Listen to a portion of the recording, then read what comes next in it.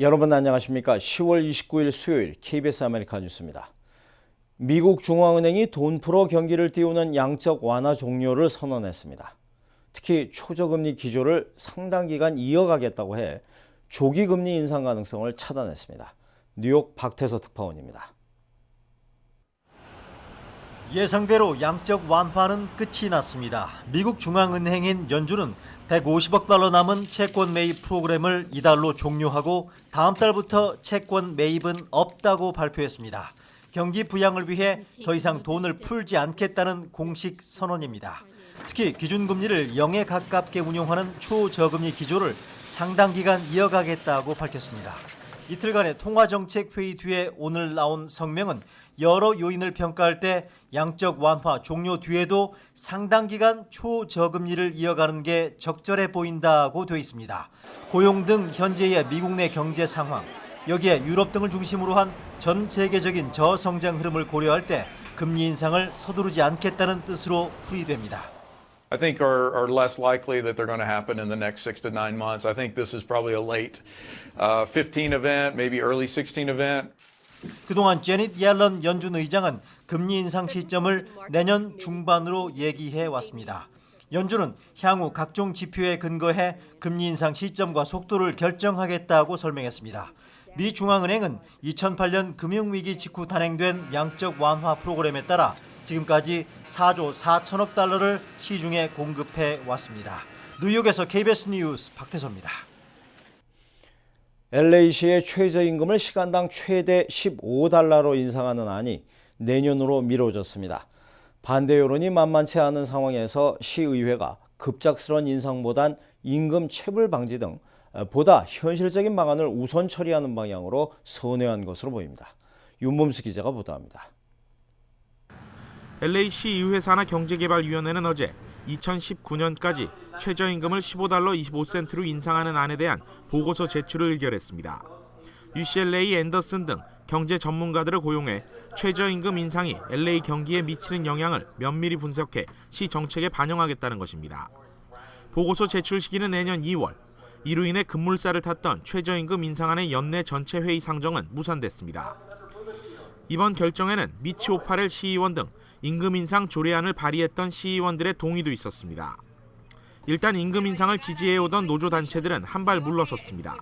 당초 오늘 소위원회 결정에 반대하는 기자회견을 열 예정이었으나 주제를 바꿔 임금 체불 조례안 통과에 우선 힘을 쏟기로 했습니다. 부담을 던 상황에서 폴 코레치 시의원도 예정에 없던 기자회견에 참석해 지원을 약속했습니다. The mayor and my fellow city council members will soon take action to raise the minimum wage. But every week in Los Angeles, a third of the workers make less than today's minimum wage.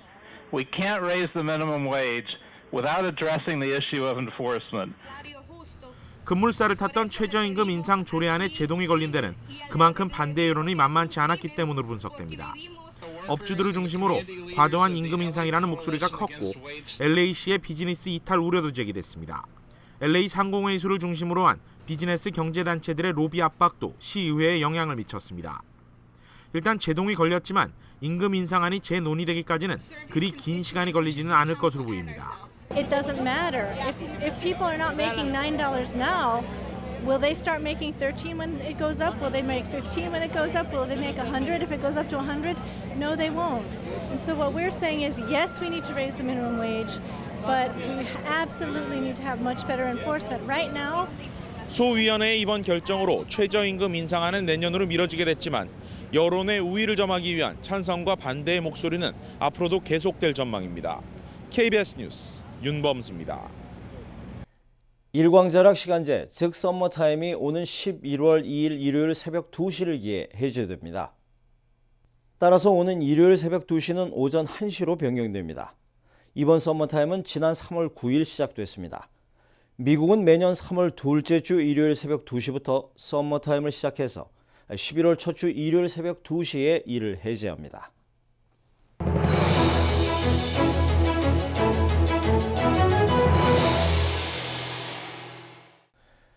뉴욕에 가셔서 전철을 탄 후에는 절대 잠이 드시면 안 될 것 같습니다. 뉴욕시 지하철에선 최근 잠든 승객을 대상으로 하는 강절도 행각이 기승을 부리고 있다고 합니다. 김일강 통신원입니다. 뉴욕의 한 지하철 객실. 한 여성이 잠들어 있습니다. 뉴욕 경찰이 지하철 이용 승객들에게 열차 안에서는 잠들지 말 것을 당부합니다. 최근 지하철에서 잠든 승객을 대상으로 한 범죄가 기승을 부리고 있기 때문입니다. I saw the blood down by the escalators. There were droplets of blood. By the time I got here, the fight had already, I guess, come to a halt. 올해 들어 지하철에서 발생한 중범죄 1,601건 중 336건이 승객이 잠든 사이 발생했습니다. 전체 21%에 해당하는 수치입니다. 범죄가 가장 빈번하게 발생하는 시간은 새벽 0시부터 5시 사이입니다. 뉴욕시는 지하철 객실에 감시 카메라를 설치하는 방안도 추진 중입니다.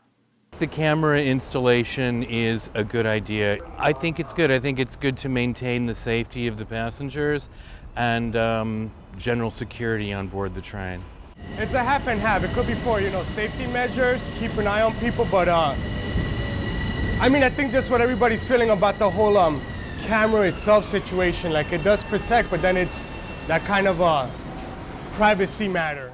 경찰은 지하철에서의 순시 순찰을 강화하고 승객들을 대상으로 한 안전교육도 확대하고 있습니다. 지금까지 뉴욕이었습니다.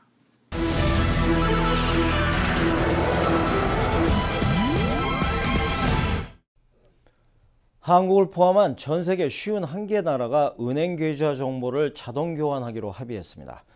조세 회피처 같은 곳을 없애 탈세를 막겠다는 국제사회의 움직임이 가시화되고 있습니다. 하지만 미국은 이번 협정에 서명하지 않았습니다. 박상용 특파원입니다. 전 세계 주요 51개 나라 금융과 세무당국 책임자들이 독일 베를린에 모였습니다. 우리나라 대표단도 참석했습니다. 이들 51개 나라가 은행 계좌 정보를 자동 교환하는 협정에 서명했습니다. 시행 시기는 오는 2017년부터입니다. 은행의 이른바 비밀주의를 끝내겠다는 국제적인 합의입니다. Wir schaffen mehr Transparenz und wir schaffen mehr Fairness für unsere globalisierte Welt im 21. Jahrhundert. 특히 리텐슈타인과 버진 아일랜드, 케이먼 군도 같은 대표적인 조세 회피처들도 이번 합의에 동참했습니다. 조세 회피처 등을 이용해 재산을 외국으로 빼돌리는 탈세에 대해 국제사회가 공동 대처하겠다는 뜻입니다. 미국은 이번 협정에 서명하지 않고 국내법에 따라 은행 계좌 정보를 교환하기로 했습니다. 또 스위스는 시행 시기를 오는 2018년으로 1년 늦췄습니다. 이에 따라 각 나라 간 계좌 정보 교환 기준과 시행 시기 조율이 필요하다고 외신들은 전하고 있습니다. 파리에서 KBS 뉴스 박상용입니다.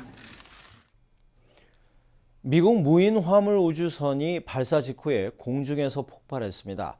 미국이 무리하게 민간 업체에 우주 화물 수송을 맡겼다는 비판이 나오고 있습니다. 홍진아 기자의 보도입니다. 무인 우주 화물선 시그너스호입니다. 발사장을 이륙한 뒤 불과 6초 만에 굉음과 함께 폭발합니다. 우주선은 거대한 불꽃을 퍼뜨리며 아래로 떨어집니다. 사람이 타지 않은 만큼 인명 피해는 없었습니다. 지구에서 320km 떨어져 있는 우주 정거장으로 가던 길이었습니다. 우주 정거장에 있는 6명의 우주인들에게 보낼 2천여 킬로그램의 식량과 물품을 싣고 있었습니다. 폭발로 2천억 원대 로켓과 우주선, 발사대까지 심하게 부서졌습니다. It's too early to comment on how bad the damage is to the pad. Some of the systems still remain intact. 폭발 원인은 조사 중이지만 당시 날씨도 좋았고 이륙 전 기술적인 문제는 발견되지 않았던 것으로 알려졌습니다. 나사가 지난 2011년 러시아 등에 의존하던 우주 화물 수송의 주도권을 되찾겠다며 무리하게 자국 업체에 업무를 위탁했다는 비판이 나오고 있습니다. 특히 발사를 주도한 민간 업체가 1960년대 후반에 만들어진 구형 로켓 엔진을 사용한 것으로 드러나 파장은 커지고 있습니다. KBS 뉴스 홍진아입니다. 한국에서도 논란을 빚고 있는 이른바 자가용 영업택시인 우버의 영업이 미국의 수도에서 합법화되었습니다. 다른 주로 더욱 확산되지 않을지 택시업계가 촉각을 곤두세우고 있습니다. 워싱턴 이주환 특파원입니다. 미국 수도 워싱턴 DC 한복판에서 택시들의 경적 시위가 이어집니다. 시의회가 심의 중인 자가용 영업택시, 즉 우버의 합법화를 막기 위한 반대 시위입니다. 하지만 미국 수도 워싱턴 DC 의회는 전체 회의를 열어 우버의 합법화 법안을 압도적으로 통과시켰습니다. Just making sure, for example, that the neighborhoods that I represent can get a ride if they don't have cars. 따라서 21살 이상의 운전자가 보험과 검사 등 일정 조건만 충족하면 미국 수도에서 합법적으로 우버 영업을 할 수 있게 됐습니다. 캘리포니아주와 콜로라도주 등에 이어 우버 입법화에 탄력을 받은 셈입니다. 택시기사들은 즉각 반발했습니다. 운전면허와 각종 장비 등 자신들은 많은 규제를 받는 반면 우버는 스마트폰만 있으면 영업이 가능한 만큼 경쟁 대상이 될 수 없다는 겁니다. They are regulated very much. So all we ask is for fairness to be regulated like us. 미국에선 조지아주 등에서 우버 영업을 반대하는 소송까지 제기됐고 유럽 대도시에서도 우버 영업이 금지 판정을 받았습니다. 미국 수도에서까지 우버의 영업이 합법화되자 다른 주로 확산되지는 않을까 택시 업계는 전전긍긍하는 모습입니다.